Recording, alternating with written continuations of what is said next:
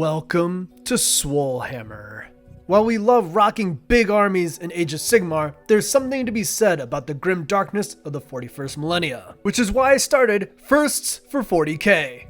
Our mission is simple, to get new or returning players back into a fray as quick as possible.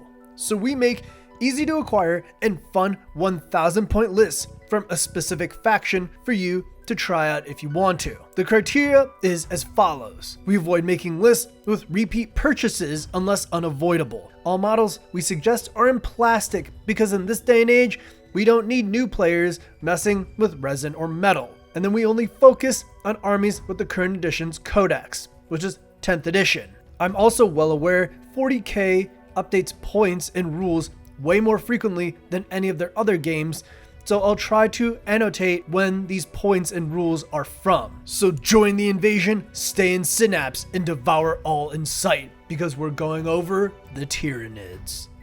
So why play Tyranids? Do you want to be an extremely aggressive alien race that's main purpose is to consume galaxies worth of biomass with no end in sight? Or you just like the Zerg from StarCraft?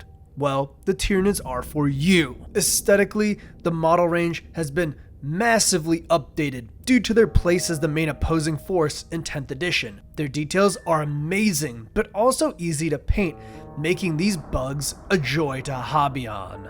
Gameplay-wise, they have a wide variety of playstyles.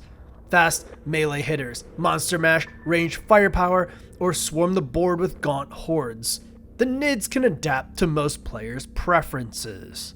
So if you want to be the unstoppable force in the 41st millennia, join a Hive Fleet and devour the universe whole.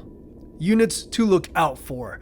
Now, thanks again to the aforementioned model range update, you can take a lot of those new models and they have a lot of staying power and use in your Tyranid force. Anything from the Death Leaper and Lictor variants, Pyrovore/Biovore, and the massive Norn Emissary.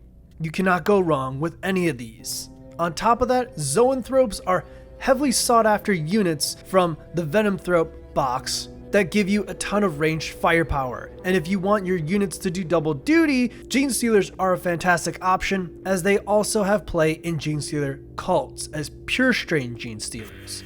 As I said, the model range is massive, and thankfully there are so many options, even more than I listed here, that you can go for. Now onto the buy list, and as much as I want to be that guy who recommends the old Combat Patrol, which is great, or the new Combat Patrol, which is bad, I have to say, stick with the Leviathan box. Of course I was going to say it. Leviathan is a fantastic deal for many Tyranid players and gives you a ton of models. Still a fantastic value even if you don't use the Space Marines at all. Then we're going to go with a Tyrannofex box to complete your 1000 point list, and we'll be building the Tervagon from this box. Altogether, this is one of the few ways for me to keep the 1000 point list under or around $300. Unfortunately, 40k is a bit more expensive than Sigmar, but we try to rein it in as much as possible. Now on to the list itself, and this was actually something similar to what I was building at the beginning of 10th edition for my Tyranids from Leviathan.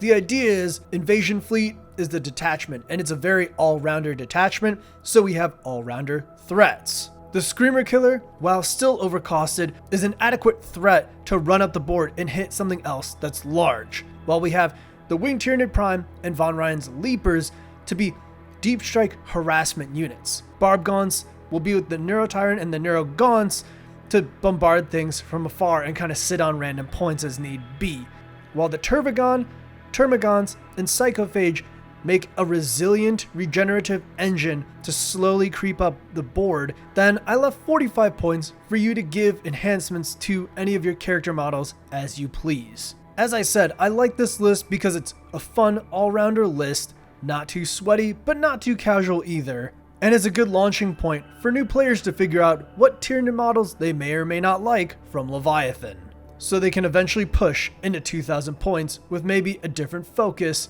or something similar. Thanks for watching. I hope all of you enjoyed our first foray into 40k with our partner series to starting Sigmar First for 40k. This kind of series has been requested by some viewers for a while now, So I'm glad we can finally get it out there. And if there's anything else that you guys want to see from a particular faction, a particular game, or anything in between, let us know in the comments. As always, this is Rafik from Swolehammer.